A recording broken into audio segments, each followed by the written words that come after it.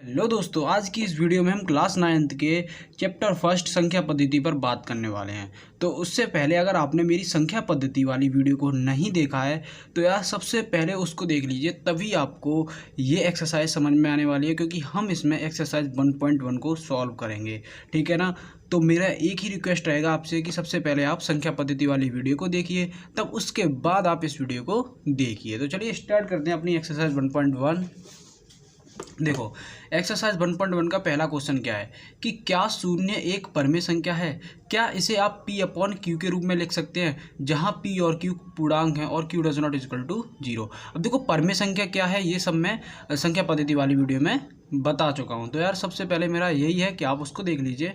ठीक है। तो देखो, यहाँ पे पूछा है क्या शून्य एक परमेय संख्या है। तो देखो सॉल्यूशन में पहले तो ये देखो, हाँ ठीक है, हाँ शून्य एक परमेय संख्या है। ठीक है ना। अब देखो, परमेय संख्या क्या होती है? परमेय संख्या को हम p अपॉन क्यू के रूप में लिख लेते हैं, p अपॉन क्यू के रूप में। बट q की वैल्यू क्या होनी चाहिए? q की वैल्यू कभी भी जीरो नहीं होनी चाहिए, है ना।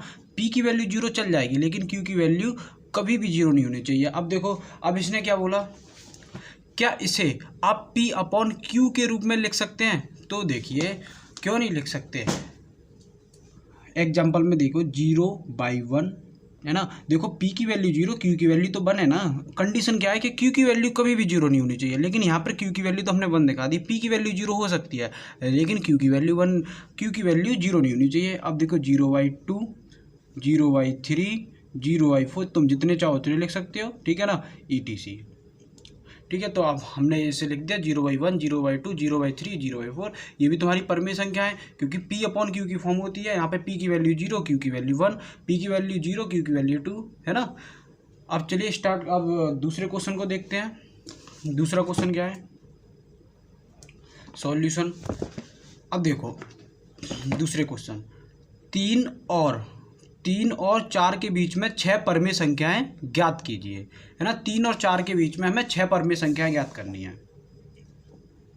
Solution second. देखो, 3 और 4 के बीच में हमें 6 परमेय संख्या ज्ञात करने के लिए पहले ये देखिए, परमेय संख्या हमें ज्ञात कितनी करनी है? 6, है ना। तो 6 के बाद में क्या आता है? 7। तो देखो, 3 और 4 के बीच में ज्ञात करनी है ना। 3 और 4 के बीच में जो भी होंगी नंबर परमेय संख्या, है ना, उनको ज्ञात करना है। अब देखो, ज्ञात कितनी करनी है? 6। तो 6 के बाद में क्या आता है? 7। तो 3 में 7 का गुणा करो, 3 सत्ते 21, है ना। 3 सत्ते 21, जब हमने गुणा किया है 7 से, तो 7 से भाग करो, है ना। तो देखो, 21/7 लिख सकता हूँ मैं 3 को, 7 तिया 21, है ना। 7 से मैं 21 को काटूंगा तो 3 आएगा। इसी तरह से 7 में 7 का गुणा करो 4 में, 7 चौक 28। अब जब हमने 7 से इसमें गुणा किया है तो 7 से इसमें भाग कर दो, कोई दिक्कत है क्या? है ना। 7 चौक 28, मैं इस तरह से लिख सकता हूँ 4 को। अब देखो, 21 और 28 के बीच में कौन कौन से नंबर हैं? 22/7, 23/7, 24/7, 25/7, 26/7 और 27/7। हमसे पूछी कितनी थी? 6 परमेय संख्या पूछी थी। तो देखो, यहाँ पे लिख दो, 3 और 4 के बीच 6 परमेय संख्या,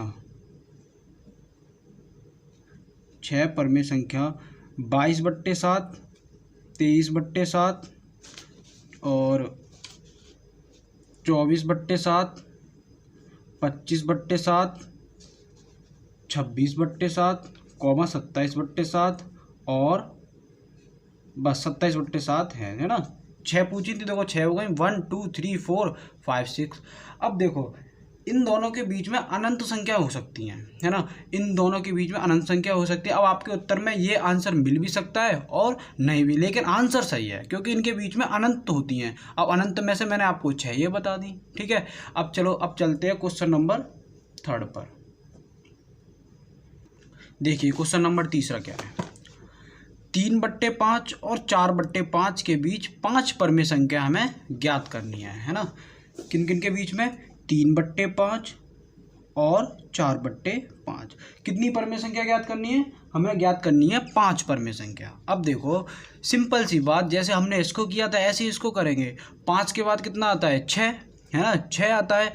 तो 6 का मल्टीप्लाई 3 में करो, 6 तिया 18, है ना, और 6 का मल्टीप्लाई 5 में करो, 6 5 30।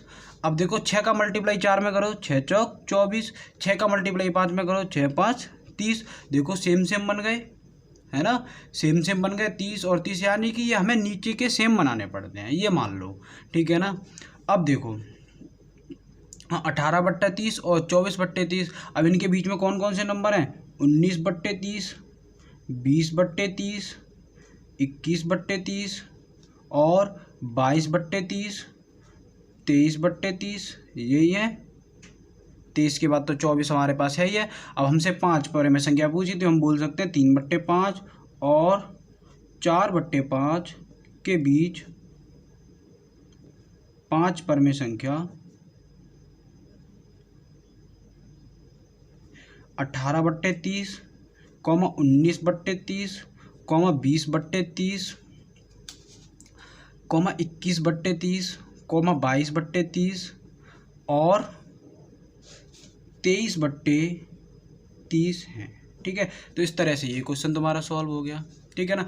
अब देखो फिर से मेरा वही कहना है कि इनके बीच में कितनी संख्या होती है? अनंत संख्याएं होती हैं। अब अनंत में से कोई सी भी आपको 5 मैंने ये बता दी, 1 2 3 4 1, अच्छा मैंने 18/30 लिख लिया, इसे मैं काट देता हूँ क्योंकि बीच की संख्या पूछी है। तो 1 2 3 4 5, है ना, 5 तो तुम्हारी ये हो गई, ठीक है ना। अब उत्तर माला में कुछ और दे रखी होंगी, लेकिन आंसर आपका ये भी सही है।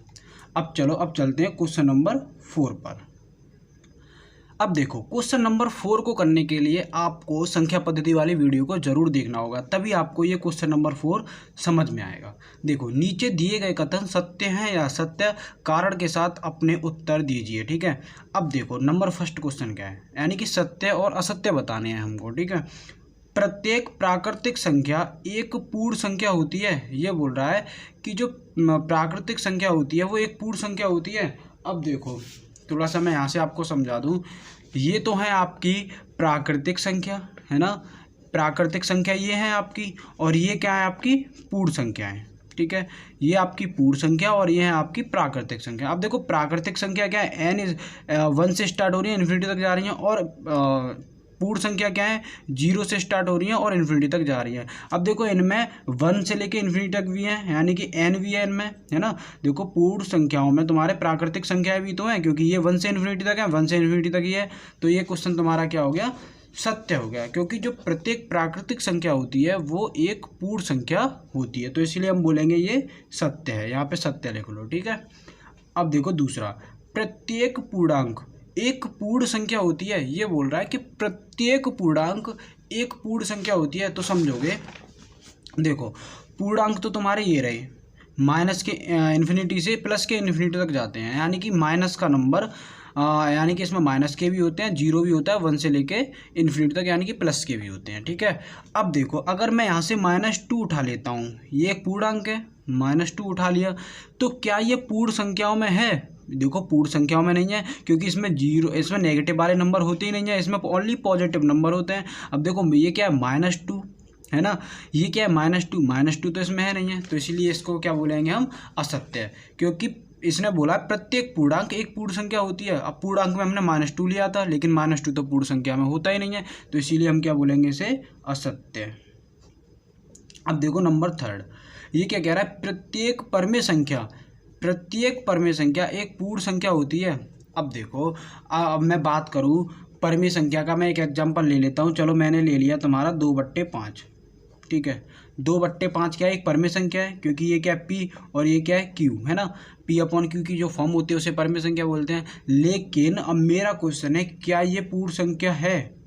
क्या ये पूर्ण संख्या वाले सेट में है? बताओ, कहीं पे आपको दिख रहा है 2/5? नहीं दिख रहा ना, सिंपल नंबर है, 1 2 3 4 ऐसे जाते हैं, 2/5 तो है नहीं है, तो इसीलिए ये क्या हो गया? असत्य हो गया। तो इसी के साथ में आपकी एक्सरसाइज 1.1 होती है पूरी फिनिश। तो अब अगली वीडियो में हम 1.2 को सॉल्व कराएंगे। तब तक के लिए बने रहिए हमारे यूट्यूब चैनल पर, और तब तक के लिए धन्यवाद।